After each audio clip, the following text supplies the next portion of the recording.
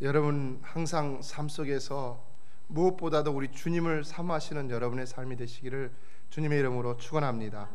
제가 좀 감기가 걸렸습니다. 초기에 끝장을 내버리려고 노력을 많이 했는데요, 뜻대로 되지 않았습니다. 끝까지 한번 가야지 되는 것 같습니다. 지난주는 교회에 좋은 일도 있었고 또 성도들 가정에 슬픈 일도 있었습니다. 슬픈 일은 나중에 말씀드리고 먼저 좋은 일부터 말씀드리면은 드디어 우리가 기도해 오던 설계도면 제출이 이루어졌다는 사실인데 예기치 않은 그런 놀라운 혜택을 보게 되었습니다. 수요일에도 말씀을 드렸지만 지난번 브레이크가 걸렸던 파킹장 스터디가 이제 통과가 돼서 조닝 디파트먼트에 제출을 했더니 설계도면하고 맞지 않는다고 다시 또 브레이크를 거는데 2번이나 지적을 하더라고요. 그래서 제가 답답해서 어떻게 하나 설계사에게도 전화를 하고 그래도 안 될 것 같아서 그 사람들이 보는 앞에서 내가 그래도 패스터인데 기도하자 해서 고개 숙이고 눈 감고 기도를 했습니다. 근데 아무래도 그 사람들이 하나님을 두려워했던지 허가를 내줬는데 더 좋은 허가를 내줬습니다. 이제는 더 이상 파킹lot 스터디를 안 해도 될 정도로 모든 건물을 다 통틀어서 우리 주차장을 다 사용할 수 있도록 그렇게 허락을 해 주었습니다. 그런데 더 좋은 일은요, 그 다음 설계도면을 제출할 때 생겨났습니다. 원래 설계도면을 제출하면요, 그것을 검토하는데 8주에서 10주 정도 걸린다고 합니다. 여기 지금 건축하시는 분들이 계시니까 아시겠지만, 그래서 제가 8주에서 10주면 2달에서 2달 반인데 그걸 또 어떻게 기다리나, 공사 시작하기 전까지가 그렇게 걸린다는 거예요. 답답하죠. 그래서 교회 담당 직원에게 거기 카운티의 슈퍼바이저가 옴버스맨이라고 해갖고 교회나 non-profit organization을 특별히 빨리 일을 진행할 수 있도록 직원을 하나 뒀습니다. 몇 개월 동안 인템포리로 뒀는데 그 사람이 하는 일이 일을 빨리 진척시키는 것이에요. 그래서 좀 빨리 할 수 없느냐 그랬더니 이건 작은 공사가 아니기 때문에 빨리 할 수가 없다는 거예요. 카운티에 가보면은 건축의 설계도면을 제출할 때에 워크스루라는 게 있습니다. 그건 일주일이면 끝나는 건데 그거를 하는 것은 그냥 작은 마이너 리페어, 무슨 화장실을 조금 고친다든지 부엌을 조금 고친다든지 이런 작은 것 하는 것만 그렇게 걸리는 것이지 이런 거는 일이 많으니까 뭐 크지도 않지만 좀 많잖아요. 그러니까 금방 되지 않는다는 것입니다. 그런데 이상하게도 제 마음 가운데는 그분이 그렇게 말하는데도 불구하고 꼭 될 것이다 라는 믿음이 있었습니다. 그리고 마음으로 기도하고 제출을 했는데 그 도면을 어디로 가지고 갔다 오더니 도면에 붙은 태그를 바꾸는 거예요. 분홍색으로 붙어 있었는데 빨간색으로 스테이플러를 빼고 다시 스테이플러 찍더라고요. 그러더니 하는 말이, 원래 너 이거 빨간 태그가 의미하는 게 뭔지 아냐 그러더라고요. 그래서 모른다 그랬더니 원래 이 분홍색 태그를 붙이면 8주에서 10주가 걸리는데 이 빨간색 태그를 붙이면 일주일이면 끝나는 거다. 할렐루야. 여러분, 우리 마음으로 의심하지 않고 믿으면 되는 줄로 믿습니다. 하나님이 여러분의 삶 속에서 가끔 믿음을 주실 때가 있죠. 이건 분명히 하나님께서 해주실 것이다. 근데 믿으세요. 그리고 믿음으로 기도하세요. 하나님이 여러분에게 기적을 베풀어 주실 줄 믿습니다. 저는 이번에 카운티를 상대하면서 미국에서 건축하는 일에는 절대로 피해갈 수 없는 시간이 걸리는 절차라는 것이 있구나 라는 것을 깨달으면서 시간에 대해서는 좀 포기를 하게 됐습니다. 그런데 그럼에도 불구하고 제가 포기하지 않았던 것이 있는데, 순간순간 제 마음 가운데 솟아오르는 이와 같은 믿음, 이것은 반드시 될 것 같다. 하나님 주신 이런 믿음은 한 번도 포기한 적이 없다는 것입니다. 그런데 그래서 믿음으로 그 믿음 붙들고 기도했더니 하나님이 실로 다 이루어 주셨다는 것입니다. 여러분, 모든 것은 하나님의 뜻대로 되는 것이지만은 이번에도 하나님께서 무사히 일주일 만에 설계도면을 완벽하게 통과시켜 주시고 속히 공사를 시작하게 하여서 저희들로 하여금 지금 쓰지 못하는 10,000 스퀘어피트 이상의 공간을 다 쓰게 하실 줄로 믿습니다. 믿음은요 매우 중요한 것입니다. 이번에 민족복음화 대성회에 참석을 했는데 강사 목사님이 그런 말씀하시더라고요. 케냐에 갔는데 광야에 300만 명이 운집을 했다는 것입니다. 300만 명. 여러분 상상이 갑니까? 3 million people입니다. 300만 명. 한 도시가 300만이 넘는 도시도 많지 않은데 광야에 300만이 운집을 하는 겁니다. 얼마나 많겠습니까? 아주 빽빽하게 서로 붙어갖고 커다란 광야를 꽉 채우고 있었는데요, 집회가 오전 10시부터 오후 8시까지예요. 몇 시간입니까? 10시간이죠. 10시간. 12시간이니까 10시간이죠. 그렇죠?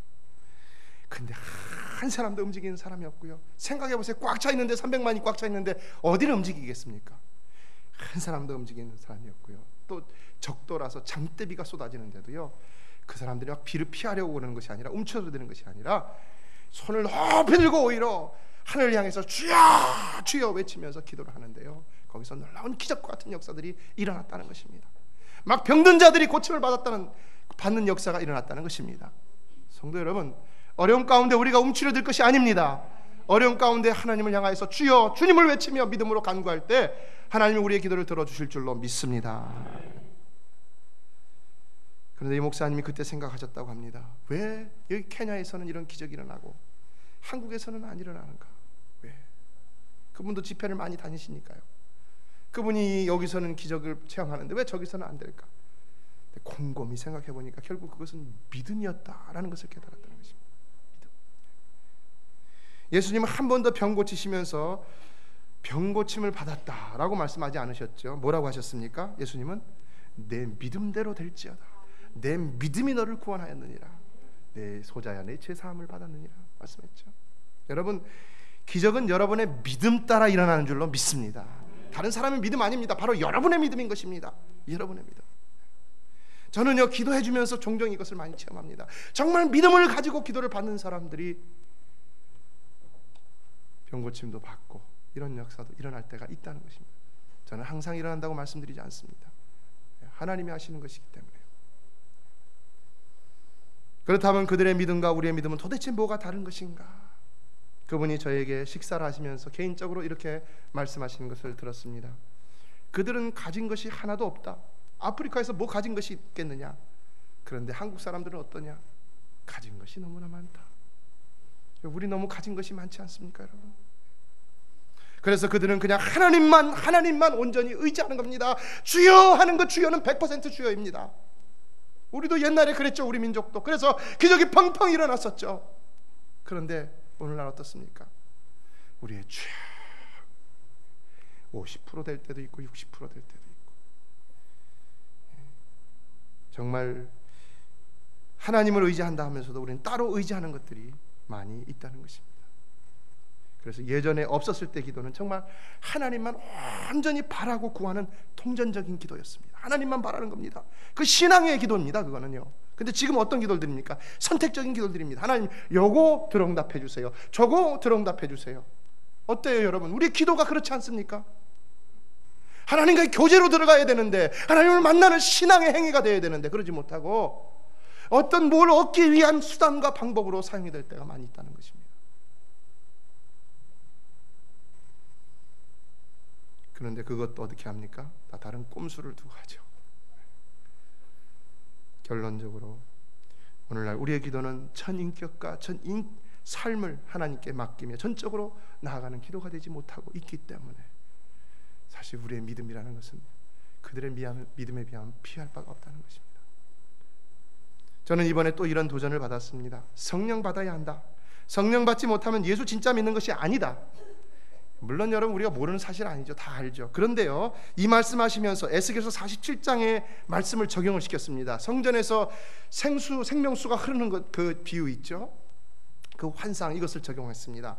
성령 받아야 진짜 믿는 사람이고, 그러나 성령을 발목까지 받으면 아직은 발목이니까요, 찰랑찰랑거리면서 세상 다 돌아다닌다는 것입니다. 근데 무릎까지 차면 어떻게 돼요? 조금 거치장스럽죠. 근데 허리까지 차면 50%, 이제 머리까지 차면 어떻게 됩니까? 자기 마음대로 못 다닌다는 것입니다. 그때는 어떻게 다닙니까? 성령이 인도하는 대로만 다닐 수밖에 없다는 것입니다. 그래서 우리는 성령 충만해야 한다는 것입니다. 그렇다면 나는 성령이 어디까지 차 있는가? 나는 과연 성령에만 이끌려 다니고 있는가? 저는 실로 솔직히 말씀드려서 하나님 앞에 그 자리에서 그것을 깨달으면서 다시 한번 회개했습니다. 그리고 다시 성령 충만을 달라고 기도했고, 기도하는 시간에 부르짖었습니다. 그런데 하나님께서 은혜를 주시더라는 것입니다. 여러분, 구하면 은혜 주시는 줄로 믿습니다. 그분이요, 좀 우리 다 알잖아요. 좀 거칠고 예의도 없는 말을 막 해대고 좀 어느 분의 표현대로 입이 좀 거하신 분이시기도 하지만요, 그래도 여러분 하나님이 은혜 주시는데 어떡합니까? 저는요 은혜 받았어요. 분명한 것은요, 제가 그분을 분석해 보니까, 목회자로서 설교자로서 분석해 보니까 목사님이 은혜 주시는 건 전혀 없다는 것입니다. 그런데요, 말할 때도 그래요. 나한테 은혜 받으라는 말이 없습니다, 여러분. 근데 참 희한하죠. 하나님께 은혜를 구하라 그래요. 성령 충만을 받으라 그래요.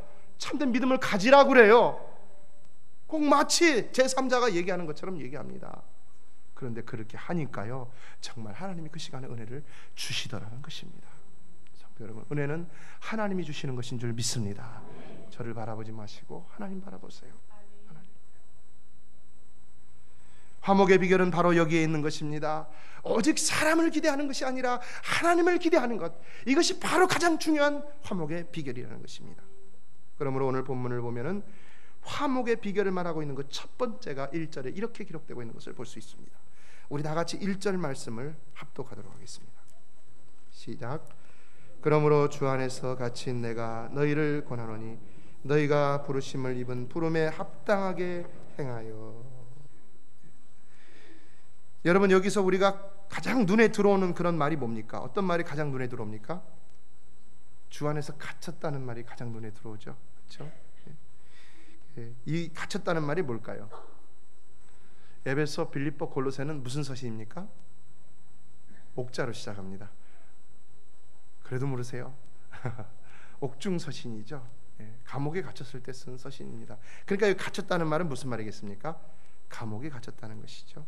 영어 성경 NIV를 보면 as a prisoner for the Lord라고 되어 있습니다. 주를 위해서 감옥에 갇힌 죄수라는 것이죠. 그런데 여러분, 실제로 우리말 번역 주 안에서 갇혔다라는 이 말이 우리에게 주는 뉘앙스는 어떻습니까?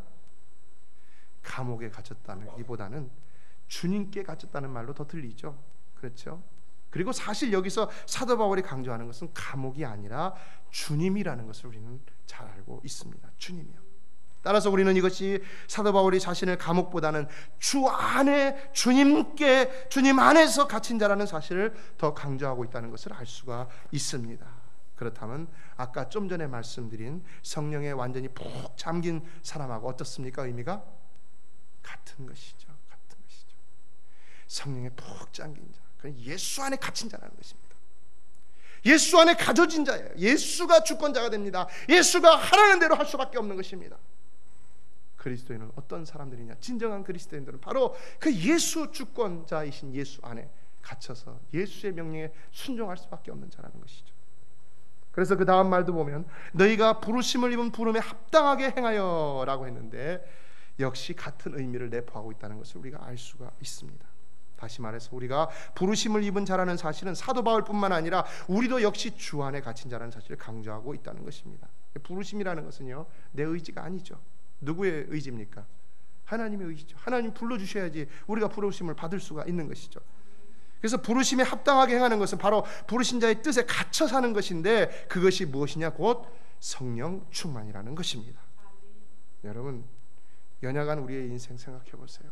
때로는요, 분노도 일어나고 미움도 일어나고 어쩔 수 없이 실망도 하게 되고 또 욕망도 막 부글부글 끓어올 때가 있습니다. 항상 그렇지 않지만 그럴 때 있잖아요. 근데 우리가 어떻게 하나님의 뜻대로 온전하게 살아갈 수 있다? 인간이 아무리 성인군자라 할지라도, 아무리 수도승이라 할지라도 그럴 수 있다라고 말할 수가 있겠습니까? 어떻게 해요? 사실 인간은 온전하게 살아갈 수 없습니다. 그런데 중요한 것은 그럼에도 불구하고 하나님 우리에게 온전함을 요구하고 계신다는 것입니다. 내가 거룩하니 너희도 거룩하라, 온전함을 요구하고 계신 것이죠. 그렇다면 우리 보러 어떻게 하라는 것입니까? 어떻게 해요? 그래서 하나님이 괜히 그러시는 것이 아니라 성령을 우리에게 허락해 주셨다는 것입니다. 그러므로 성도 여러분, 성령 충만하면, 성령 충만할 때 그때는 하나님의 뜻대로 온전히 살아갈 수 있는 줄로 믿습니다. 성령 충만해.